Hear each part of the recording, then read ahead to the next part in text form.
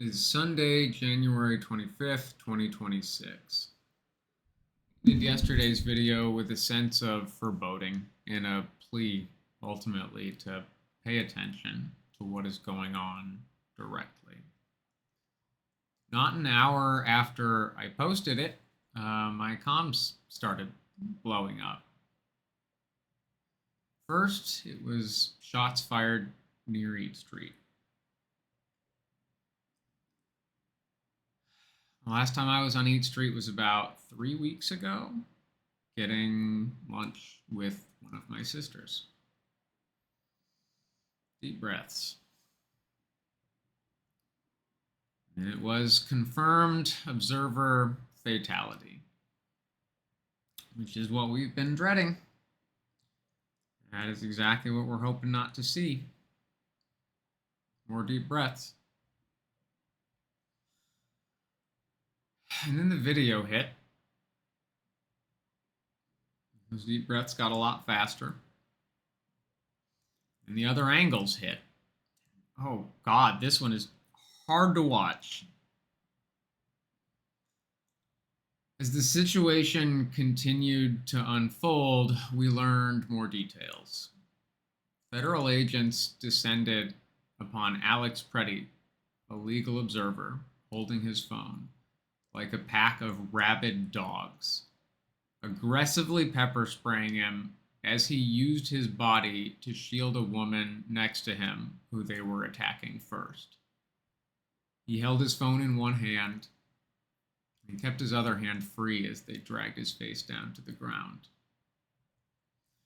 One of the agents took a gun that was holstered by his waist, that he was legally carrying, that he never reached for, away from him as he was pinned to the ground, face down, and then the pack opened fire, shooting over a dozen bullets towards his back and head. You can see pretty clearly in the video as they keep firing, dumping their entire magazines after he'd gone limp.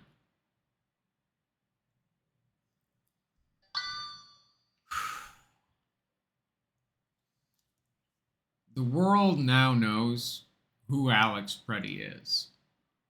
He's a 37-year-old white male ICU nurse at the Minneapolis VA hospital. He's a citizen. He's a responsible and legal gun owner and concealed carrier. He's a mountain biker, a son, a martyr.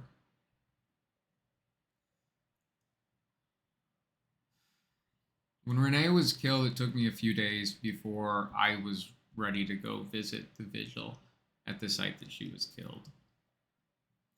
I headed over on Tuesday the 13th, so it took nearly a week for me to head on over. I'm about a 10 to 15-minute drive away. The site was still preserved by then, after I think 6 days. I went at about 4 a.m. because I figured it was finally time, and otherwise I would just be pacing back and forth because I haven't been able to sleep past then for weeks. But visiting the site was very helpful for me. It was powerful. And standing there in the freezing cold was the only time I've been able to get any tears out since everything turned upside down.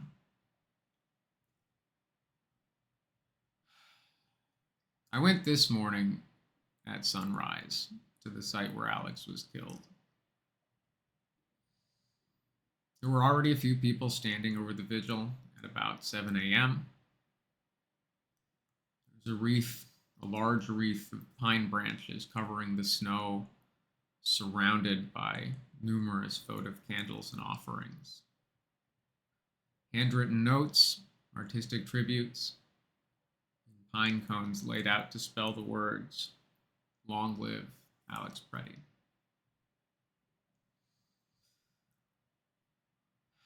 Last night, my city of St. Louis Park came together, arranging a candlelight vigil after sundown. We probably had about 200 people spread over both sides of the main road right by City Hall. Similar vigils were observed in neighborhoods across the state. People coming out to their streets for those who lived in more dense areas, or candles left outside for those who didn't. Emotionally, this one's pretty hard.